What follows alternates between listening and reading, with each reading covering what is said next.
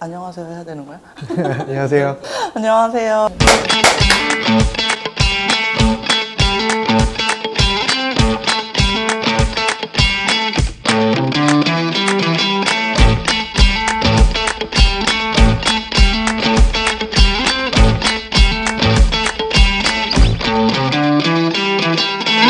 처음 연출팀 하거나 아니면 연출팀에서 뭐 VFX 담당에서 미술 담당으로 올라가고 미술 담당에서 인물 담당 올라가거나 처음 조감독을 한다거나 이런 분들이 너무 맨 땅에 헤딩하는 느낌이다. 위에서 분명히 알려주는 지점이 있지만 기본이라고 생각되는 지점들은 현장 실무하면서 좀 배우기 어려운 부분들이 있잖아요. 그런 거에 대해서 팁을 좀 줄 수 있는, 그러니까 조합원들한테 좀 팁을 드릴 수 있는, 아니면 아예 처음 시작하시는 영화인들이 되고자 하는 분들한테 좀 교육할 수 있는 영상이 좀 필요하다, 이런 걸 느껴가지고 이번에는 이제 너무 심화적인 부분이라기보다는 연출팀은 이런 일을 한다 정도. 백마강 조감독님이 어쨌든 많은 경험 있으시니까 제가 여러 가지 여쭤보고 저도 많이 얻어갈 수 있는 그런 시간 됐으면 좋겠습니다. 일한 기간만 길었지 경험이 그렇게 많지는 않은데 어쨌든 연출팀 일이라는 게 같이 좀 얘기하면서 정보 교환하면서 해나가야 되는 일인 것 같아요. 근데 이게 좀 교류나 또 이렇게 같이 일하는 사람들 외에는 정보를 얻을 수 있는 채널이 없다 보니까 지금 이 교육 프로그램이 좀 활성화가 되어서 많은 분들한테 도움이 되고, 저 역시 이제 제가 필요한 정보가 있을 때 이 채널을 통해서 정보를 좀 얻을 수 있는 그런 채널이 됐으면 하는 게 개인적인 바람인 것 같습니다. 연출팀은 기본으로는 몇 명이서 시작하죠? 좀 그 사이즈가 큰 영화 같은 경우는 이제 7, 8명 정도까지 가는 경우도 있는 걸로 알고 있는데, 그냥 가장 일반적인 드라마타이즈의 구성은 한 5에서 6명 조감독 포함해서 그렇게 진행이 되는 것 같고요.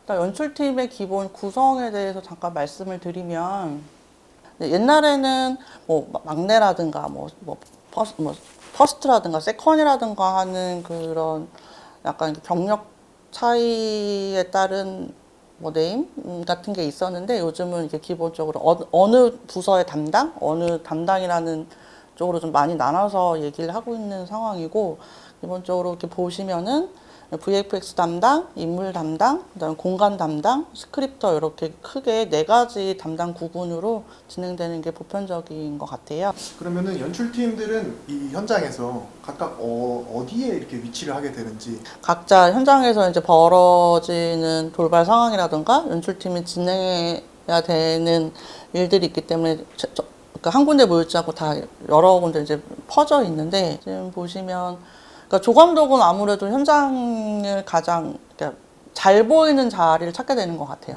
어느 한쪽에 있으면 뭐 저쪽에서 벌어지는 일들 모른다던가 그렇기 때문에 전체적으로 현장이 제일 잘 보이는 자리를 이제 선호하게 되고, 스크립터는 아까 얘기했던 것처럼 모니터 쪽에 있고, 그다음에 지금 인물 담당하고 VFX 담당이 저 장면이 배우도 나오고, 지금 저희가 로봇 소리라는 게 로봇이 나오는 영화여서 로봇하고 지금 배우가 같이 나오는 장면이어가지고 인물 담당하고 VFX 담당이 이제 배우 쪽에 같이 자리하고 있는 것 같고요. 그래서 자기가 그 커버하는 에어리어들이 따로 있어요. 모르는 사람이 이건 보고 오해하면 각 팀들이 촬영 중일 때 짱박히기 좋은 연출팀 뽑을 때 어떤 방식으로 뽑는지. 연출팀을 이제 구성을 해야 된다라고 하면 일단은 좀 주변 지인들한테 물어보는 경우가 좀 많죠. 그러니까 이러이러한 작품을 하게 됐는데 연출팀도 추천해줄 사람이 있으면 추천을 좀 해달라 해서 이제 그 추천을 받는 경우가 한 가지 있고, 그 다음에 그 연출팀, 그러니까 스태프들의 구인 글이 올라오는 사이트가 있어요.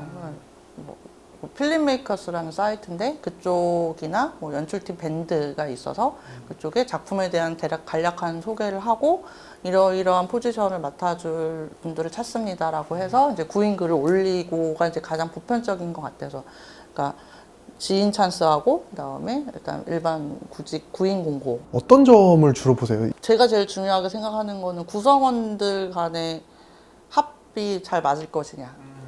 만약에 그러니까 어떤 부분에 되게 뛰어난 친구가 있다라고 해도 좀 안 맞을 것 같다. 이렇게 되면은 좀 고민을 좀 해봐야 되는 거죠. 그러니까 얘기를 하면서 이게 이제 그 연출팀 미팅은 그냥 이렇게 뭐 딱딱하게 앉아가지고 뭐 이렇게 이력서 보면서 이렇게 뭐 시험 보고 이런 게 아니잖아요. 그냥 수다 떠는 개념으로 많이 진행이 되는 것 같아요. 뭐 무슨 영화 좋아하냐, 뭐 어제 뭐 봤냐, 뭐 이런 얘기 하면서 그러면서 이제 그 성격을 좀 파악을 하고 나중에 이렇게 구성을 했을 때 서로 좀 잘 맞을 것이냐 그런 거를 좀 많이 고민을 하는 것 같아요. 전체적인 합을 좀 구성을 하는 것 같고 그다음에 개개인적으로는 제가 많이 보는 거는 이제 책임감?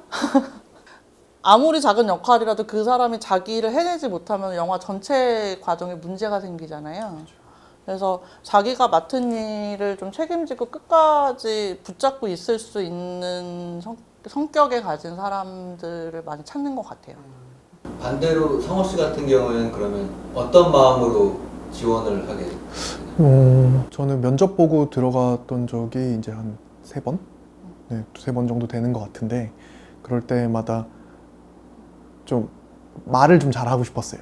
연출팀은 저는 커뮤니케이션 능력이 제일 중요하다고 생각을 해가지고 이제 제가 뭐 어떤 이 정도의 책임감을 갖고 있습니다! 이렇게는 보여드릴 수 없는 거니까 저는 사실 그 면접 보고 이럴 때 조 감독님들한테 궁금했던 점이 있었거든요. 좋아하는 영화를 왜 물어볼까?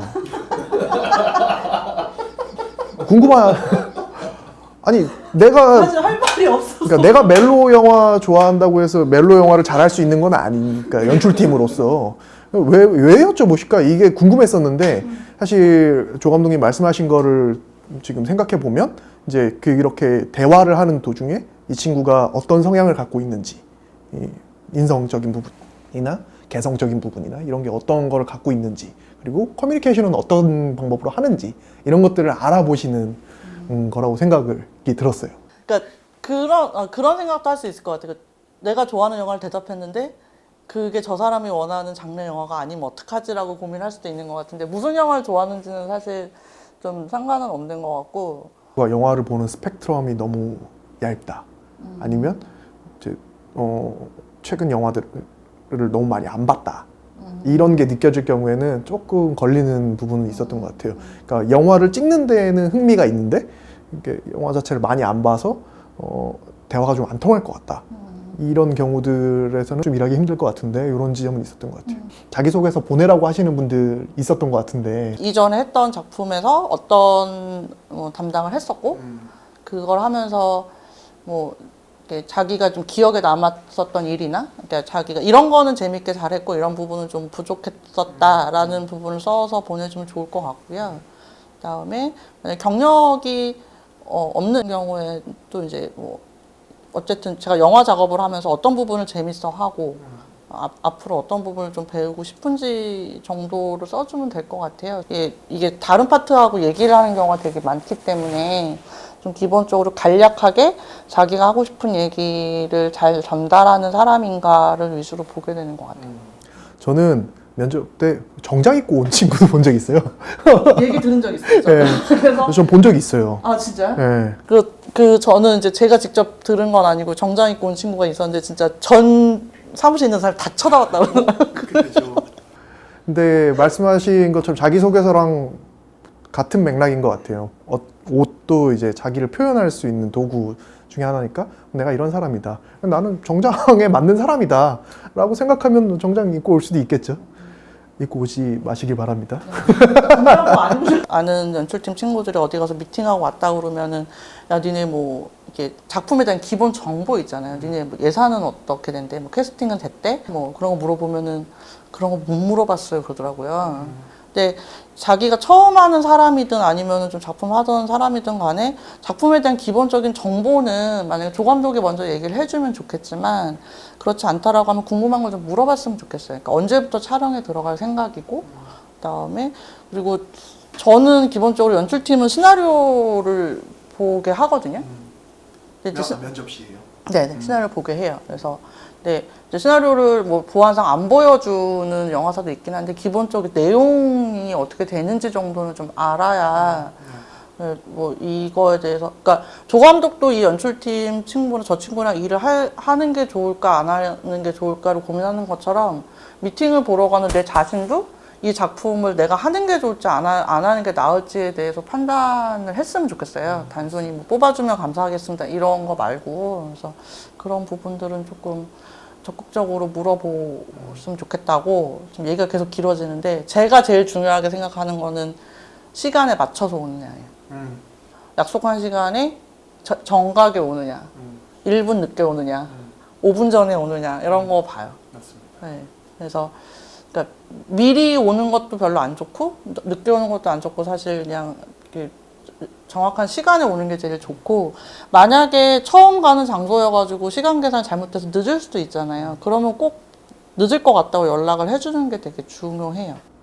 일단은 이 정도로 일부 구성은 마치게 될 거고 이 이후의 구성은 이런 식으로 진행될 것 같아요. 연출팀이 어떻게 구성된다 설명해 주신 것 토대로 각 그 담당별 각 담당별로 어떤 일을 하는지 뭐 프리 프로덕션 때는 현장에서는 어떻게 하는지 이런 것들을 쭉 설명을 드릴 것 같고 그리고 이 다음 시간에는 연출팀들은 이제 공통적으로 어떤 일을 하는 것인가 이 담당 외의 일들이 분명히 있을 거예요. 연출팀들이 공통적으로 하는 업무는 어떤 거다 이런 거를 하겠고 그 이후에는 각 담당별로 뭐 인물 담당은 이런 일을 한다 뭐 현장에서는 이렇다 프리 때는 이렇다 이런 구성으로 약 7, 8부 정도로 영상이 이루어질 것 같습니다. 로봇소리라는 영화하고 특근이라는 영화를 기준으로 얘기를 하게 될 것 같아서 혹시 시간이 되시면은 한번 영화를 찾아서 보시고 이 프로그램을 봐주시면 더 도움이 될 것 같습니다.